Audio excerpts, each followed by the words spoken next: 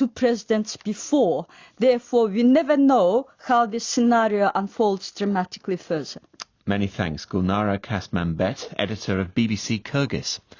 The Italian government has decided to reroute cruise liners away from the ancient city of Venice. Campaigners there have long argued the vast ships are bad news for the city, flooding cramped streets with low-spending tourists and posing an environmental threat.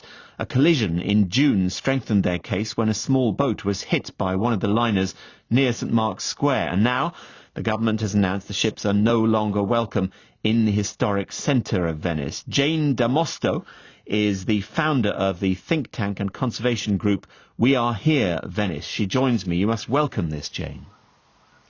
I'm actually still as worried as I ever was. There's a climate emergency. The items on your news headlines a minute ago talked about this. And when we think of the challenges of adaptation and what's at stake for Venice, it's one of the first places in everybody's minds in the whole world. And yet the Italian government and cruise industry are talking only about moving these enormous, very environmentally challenging floating cities from one part of the lagoon to another.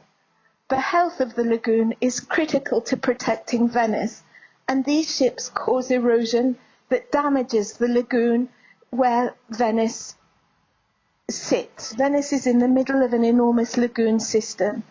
The cruise ships are also significant sources of air pollution, especially ultrafine particle matter that penetrate every organ of the body.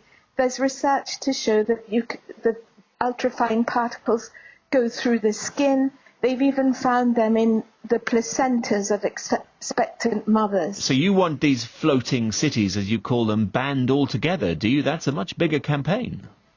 Well, I'm telling you that Venice needs to be at the forefront of the arguments for cruise ships to be more environmentally sustainable. In Barcelona, they're going to provide onshore electricity to reduce the air pollution from ships.